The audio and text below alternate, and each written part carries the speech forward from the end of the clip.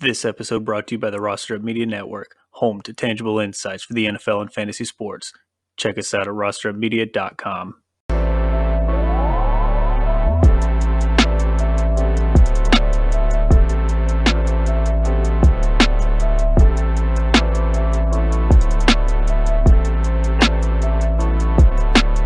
What's up, everybody? Welcome back to the Around the League podcast. Got our guy, co-founder here and host of the Jet Up podcast, James. How's it going, man? What is up, Cody, and everyone listening? Excited to be here for some of these first episodes on Around the League as we launch this new show, and you guys cover all the teams in the NFL and bring some of us on to talk specifically about our teams. So fired up to be doing that and covering more of the NFL. Yeah, man, absolutely. Appreciate you hopping on here. Another episode without Rob. I'm just taking each episode to kind of like toss him under the bus until he can hop on here. But hopefully he'll be joining us soon. But I appreciate you hopping on here and guest hosting. We're going to have a good time covering all the teams, specifically the Jets. Check out the Bills podcast that dropped yesterday. You guys go check it out. Check out Andy Mack. But of course, today we're focused on the Jets. We'll be rounding out the AFC East and NFC East throughout this podcast. But James, let's go ahead and get into it, man. I kind of want to pick your brain on a couple things going into this season. But first, let's get a quick review of the 2021 season, because I think at this point, I know you guys have put some great content out on the 2021 season. What happened this offseason? Why don't you just give me your highlights on last season? It was a brand new coaching staff. I got a couple of metrics I'll get to in a moment, but I just want to get your thoughts on, hey, first year with Robert Saleh or Saleh. I'll let you run with that with LaFleur, Zach Wilson, everybody. Give me your thoughts on just how you thought last year went and potentially some adjustments heading into this season. Yeah, so we've had a couple episodes covering. We had an end of season wrap up and then a post draft episode we did on Jet Up. It was kind of a mixed year, right? So you have Zach Wilson coming in as a rookie. Expectations from a lot of people were pretty low, but he was a high pick. So you have that kind of dynamic of you want him to look like he's worth the pick you took him at, but at the same time, he's still a rookie in the NFL playing the hardest position in sports. So I think that was a big deal, was kind of like, what do we expect from this kid this year? And he obviously had statistically a pretty horrible year, 9 touchdowns, 11 interceptions, really not stats to get you excited about as a fan base.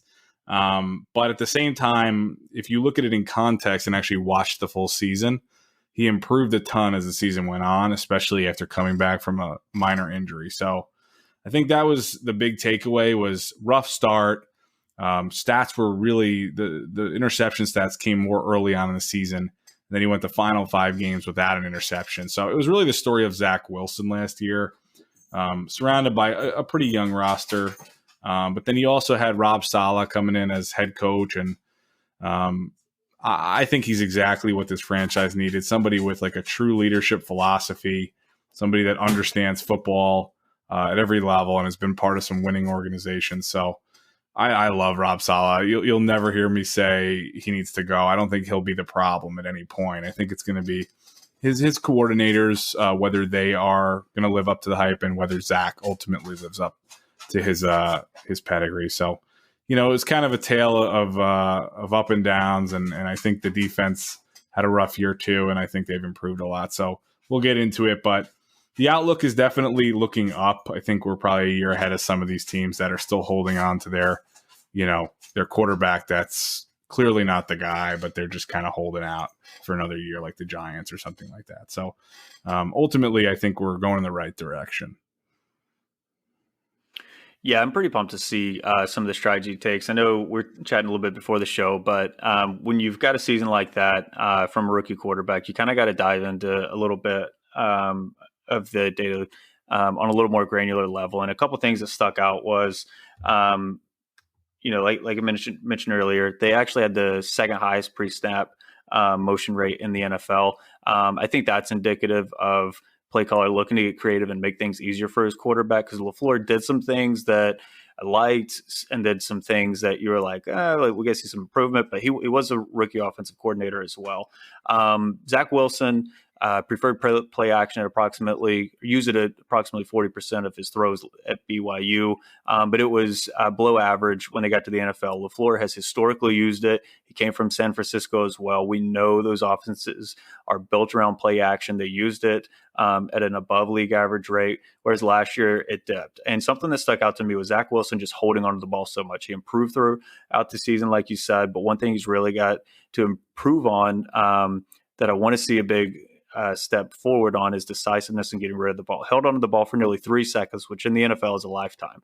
29th, second longest amount of time to throw on each of his passes last year, which honestly decreases the efficiency in play action. So honestly, when I look at that and I see the lower play action rate for LaFleur, I kind of think to myself, well, maybe he actually saw that Zach Wilson was just going to scramble and not throw the ball. And let's just not even go with a high play action rate. Let's go with pre-snap motion and try to see if we can get the ball out of his hands. But Wilson just seemed to want to hold on to it.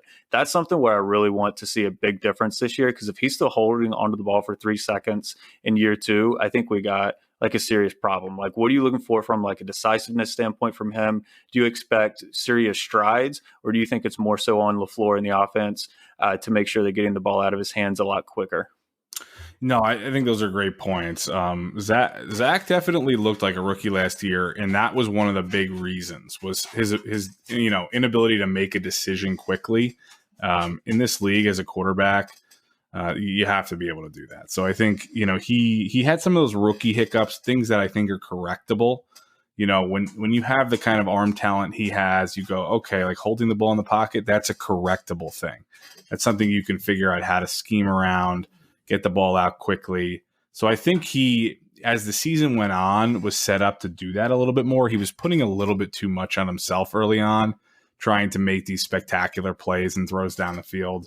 And they kind of calmed him down, and they were like, look, you just got to make some of these short throws, get the offense going. Don't put it all on your shoulders. And I think a big part of this offseason was to shore up the run game. So I think, we brought in some weapons, obviously, Garrett Wilson, but bringing in Breece Hall, I think, is going to be huge for Zach as he becomes more of a bell cow back, can take some of the pressure off Zach. Improving the defense is going to take some of the pressure off Zach. And he needs to just recognize, like he said in an interview the other day, I'm just, one of 11 guys doing my job here. I don't need to put this on top of myself like I need to do it all. So I think that was a mature answer. I think he's maturing as he goes. Do I expect him to be an insane quarterback this year? I really don't. But I think as long as he shows some improvement and can play some turnover-free football, get the ball to his playmakers quickly, and make accurate throws on the easy throws. I think he struggled with that last year, was missing on really simple throws that he can make in his sleep, but was probably overthinking. So he needs to just think a little bit less. I did hear LaFleur talking about that today in an interview. Is like Zach just needs to think less. I think coming into year 2, knowing the playbook, knowing some of the playmakers, knowing your line, he won't have to think as much. As a rookie, it's all like, he's trying to drink through a fire hose, right? It's like just too much going on for you to not think. So I think this year he's going to show a little bit more fluidity and like natural playmaking ability. And then, he'll make those special plays here and there, but he needs to make those simple throws. And this team is honestly going to live and die on Zach Wilson. I think they've put the pieces around him, better pieces than Sam Darnold ever had, than any of these quarterbacks in the last 10 years have had. So I really think it's on him at this point to show improvement. Like I said, not to be a superstar, but to improve enough where his playmakers can go and do their thing. So why don't you give me about 30 seconds on the infusion of talent you guys got this offseason? Big offseason for you guys. Jet Up was huge around draft time. I loved what you guys did. Love some of those selections. Give me some quick hitters on the infusion of talent. And honestly, what are your expectations this season? I think they're going to long-term, those are some great picks, but this season, what kind of impact can those guys make? Yeah, I think so. Joe Douglas, the GM, he used the last couple of years to really stockpile a lot of assets. And you get to the point where you're like, all right, like draft picks eventually have to turn into players, right? It can't just be all these picks and we never actually go and get anybody. So this was the year. It was like, okay, you got your quarterback, you have to show you can win football games as a GM too. So it's year 3, I think, or year 4 technically for Douglas. Mm-hmm. And he has a terrible record, and I'm not putting that on him. He inherited a pretty big mess, but the mess is cleaned up. The cap's in a good place, has these picks. So he goes and he uses those picks in this draft. We had initially 2 first-round picks from a Jamal Adams trade. We turned pick 1 into Sauce Gardner. Finally, a playmaking corner who's going to go and actually turn the ball over for us in a good way, and be a lockdown corner who can really take away a guy like a Stephon Diggs, hopefully, in the future. And then you have, with that Jamal Adams pick at 10, taking Garrett Wilson, who was my favorite wide receiver in this draft. I thought he was the most put together wide receiver, runs crisp routes, has great hands, runs 4.3 40, can high point the football, really get high up in the air. So he was my favorite. And he's also just a really mature, good guy, leader type player. So I'm excited to have him on the team, and it'll be him with Elijah Moore, Corey Davis, and Braxton Berrios, and that's a solid wide receiver core. So I'm excited for that.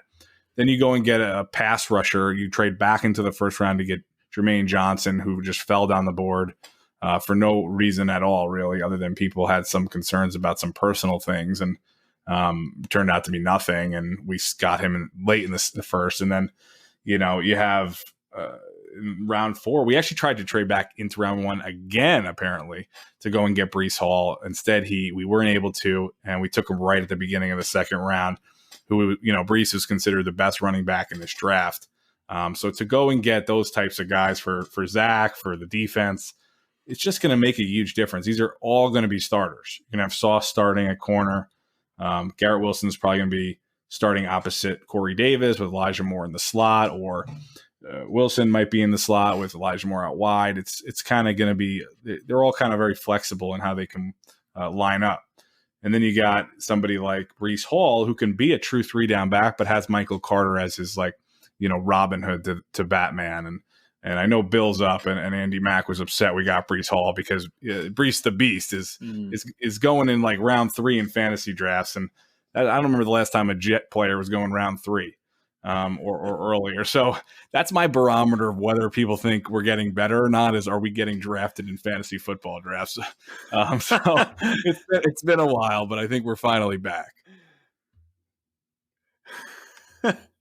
Yeah, I still got some love for Michael Carter though. Breece Hall, I love me some Michael Carter. I just feel like Michael Carter, he's not meant to be a 3-down back, and Breece Hall might not end up being that either for us, because that's not how the offense works. But he can be, and he has that ability to be a serious stat producer. I mean, Michael Carter, I was just looking at his stats. He had 639 rushing yards last year in a split carry role with Tevin Coleman, and so I could definitely see his stats even improving. He's a great pass catcher, and Breece does everything Michael Carter does, but even better. So it's just going to be, 2 really good young running backs that can take a lot of pressure off Zach. So really excited for those acquisitions that Joe Douglas made. It's he finally went and got the guys with the picks. He traded the right picks and said it was time to finally bring in some talent. Yeah, and that's what you got to do. You look at some of these teams that built around young quarterbacks, they've just had a massive infusion of talent. Burrow has no shortage of options. There for a while, Mahomes had plenty of options. Josh Allen, has plenty of talent around him too, and they only added to that this offseason as well. So I think that's what you got to do, is build around your young quarterback, get him some serious talent, have him some guys to throw the ball to. I want to get to the schedule and what the season looks like for you guys this year. So last year, you guys actually faced the toughest schedule when it comes to pass defense, right? So that's going to be indicative of how much Zach Wilson's going to struggle on top of everything else we've already discussed. You add some talent. You guys have very difficult schedules still, but it's at least a little lighter on the pass side. So I do think you can look for some steps to progression. I remember you putting out a tweet even last year or a couple months ago about hoping for 7 to 8 wins, or even battling for the playoffs, and people giving you some flack for that. Honestly, I think with this schedule, it's looking like the 6th toughest schedule right now on paper. That can always change. What are you looking towards this year? I expect some improvements from the offensive side of the ball, but you guys open with Baltimore, Cleveland, Cincy, You'll also be going to Miami there in game 5 in the 5th week. So, I mean, pretty tough opening, to kick off the season. So I do expect you guys to be much more competitive, much better. Hopefully to see some serious improvements and decisiveness for you guys heading into 2022. But it really is like not even a shot at the Jets. It's going to be tough to come by some wins, especially that first half of the season. Yeah, I mean, some of the thing that really sucks is with a young roster and Zach's still young, and a lot of these guys still need to gel. We get one of the toughest schedules yet again, and sometimes you just need a year where it's not as tough to get your guys, used to playing in the league and used to playing together and get them to gel. But then at the same time, that can cause some misconceptions. So, like, when Sam Darnold and Adam Gase went 7-9. I knew it was not a true 7-9. I knew we probably should have had 3 wins that year. But there was this optimism. They kept the guys around, and they ended up stinking the year after. So one thing we'll know this year is whether the Jets have improved or not. I think we'll get to actually see, with a tough schedule, can they actually live up to, some of this improved hype? At the same time, do I expect them to win the division? No, I do not. I think the Bills will win the division. The Bills are a scary football team right now. And if you're a Jet fan and you think that the Bills are not difficult to beat, then you're just lying to yourself. We're 0-12 in our division in the last 2 years. So when we go, Miami will split with them. The Pats will beat them once. We haven't done it. So until we do it, I'm not going to believe we're going to do it. So I'm going into all these games going, these are important games. We have to show we can split with our divisional rivals. I could definitely see the first 8 games being really tough. Some people are saying, the negative people are saying, win 8 after 8. I don't think it's going to be that bad. I think we'll get a couple in there, maybe 2, maybe 3 out of those first 8. And I think the second half of the year is going to be a lot easier. Unfortunately, that's, you want that in the beginning, usually not at the end. So I think it's going to be interesting to see if we can sort of stay healthy. I think we've had issues with that, and this will be a year where that's really important. We need a quarterback to play 17 games, a starting quarterback. We've had this rotation every year where our quarterback gets hurt, the backup gets hurt, then you're playing these random guys. We just need guys to stay out there to be evaluated. And I do think, like I said, I stand by that the Jets could find 7 wins this year. They could find 8 wins if they really improve from what they were last year. I don't see them really winning more than an 8 realistically. But as we saw last year, like you can kind of find your way in the hunt for a wild card spot with this new schedule. So if you get 8 or 9, so we'll see how that goes. But we found out today Deshaun Watson suspended for that first sort of portion of the season, so the Browns could be a win on our schedule in game 2.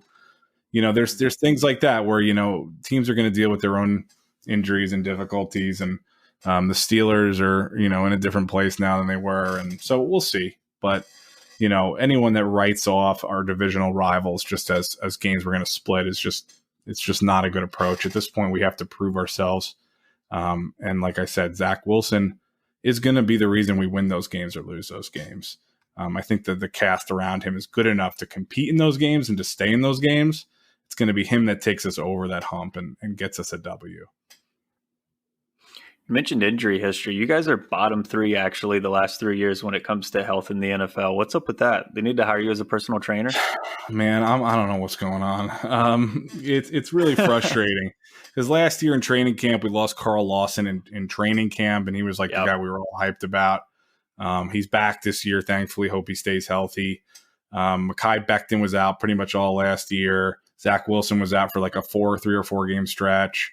Elijah Moore was out for like a 3 or 4 game stretch. Corey Davis was out for a 3. So these are your playmakers. These are the guys that are going to really win you football games. And when they're not on the field, you don't have a shot. So I think, this is going to be a test again this year, whether we can stay healthy.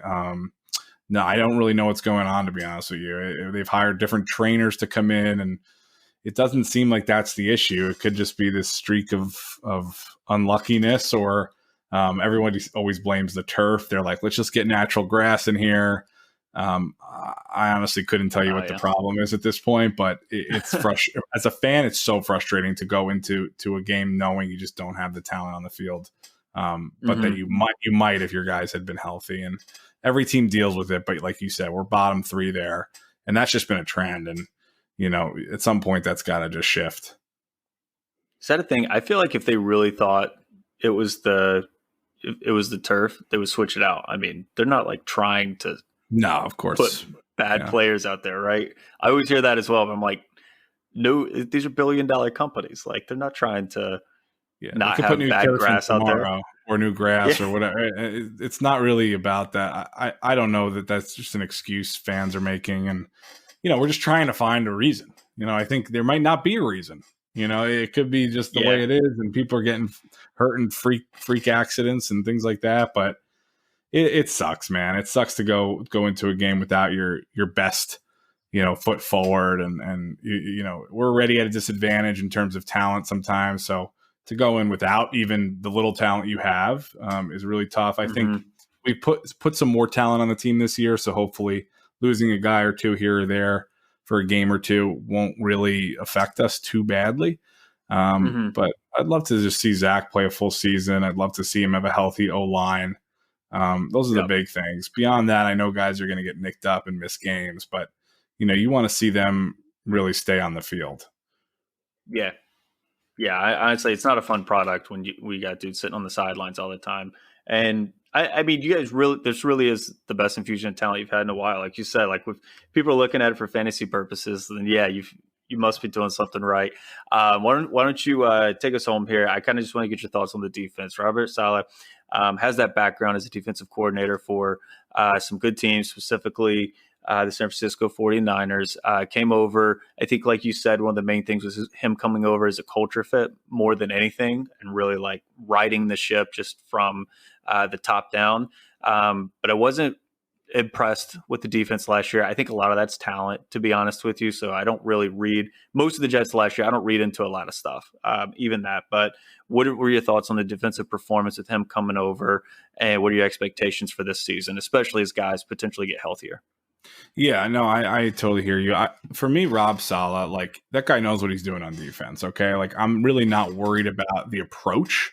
And then he's got Jeff Ulbrich as defensive coordinator. I'm not too really upset with them. I think for one, at least for me, the head coach is the head coach, right? So Rob Saleh, I don't think is the problem. He's a great leader. I think that's what we needed. That's what we wanted. And we got him. So anyway, beyond that, I think he's bringing in players now. They've added a few guys this offseason. Like I said, Jermaine Johnson, Sauce Gardner. They just added K'Wan Alexander yesterday. They added Carl Lawson from the injury report. Like he's back this year. So you have some of these guys that are. We had DJ Reed from Seattle, and we added Jordan Whitehead from the Bucks at safety. So we've dramatically added, and those guys are all going to start. So these are all guys that are starters. They're not just depth.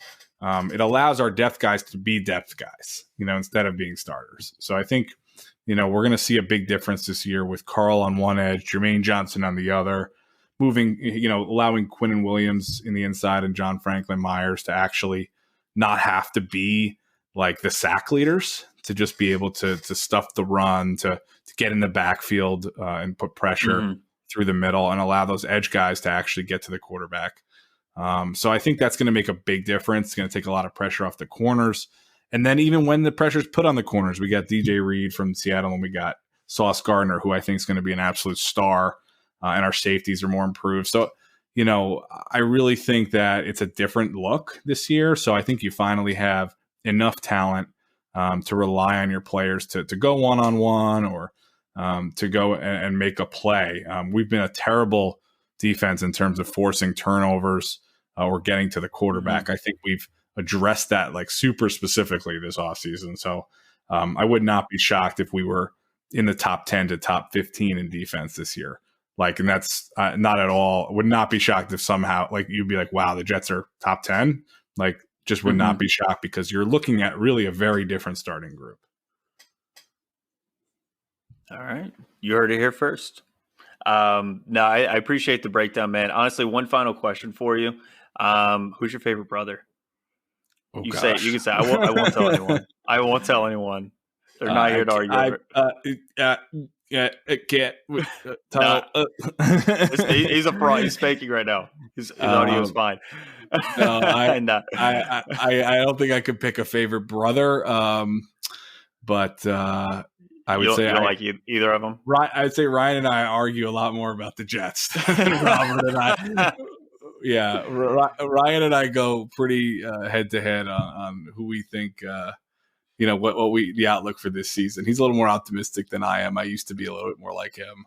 But Robert's always like neutral. So I can't really, he kind of plays Switzerland and just doesn't get too involved.